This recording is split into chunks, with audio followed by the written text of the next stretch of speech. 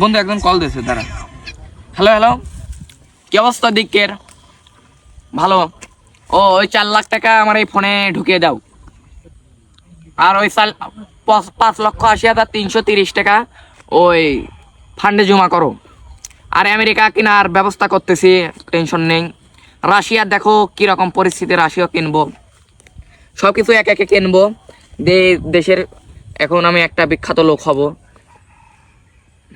কিরে বন্ধু, তুই এত টাকা কোথায় পাইছিস? বন্ধু প্রতিদিন মনে কর 200-250 লোক আমি এই বিদেশ, বাংলাদেশ থেকে বিদেশ নিই, বিদেশ থেকে আবার বাংলাদেশে নিই। আমার মনে কর দালাল হাতে মনে কর অলস টাইম থাকেই।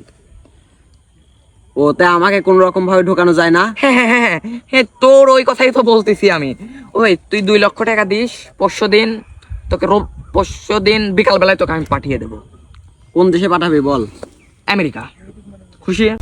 বন্ধু বন্ধু, এই না আমার 2 লাখ টাকা, আমার পরশু দিন আমাকে আমেরিকা পাঠিয়ে দে। না পরশু দিন না বন্ধু, তুই 10 মিনিট পর দেখা কর, আমি তোকে আমেরিকা পাঠা দিচ্ছি। আচ্ছা আচ্ছা, বন্ধু আমি ব্যাগ পত্র আচ্ছা, গুছিয়ে তুই নিই। গুছা। বন্ধু রবি সিংহ কোথায় গেছে রে?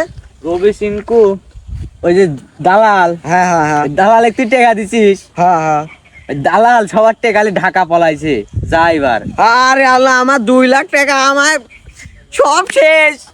কাদি লাভ নাই, ওই সবার টেকা করেই মারে। সব শেষ, আমার সব শেষ। আমার 2 লাখ টাকা কিস্তি তুলেছি আমি।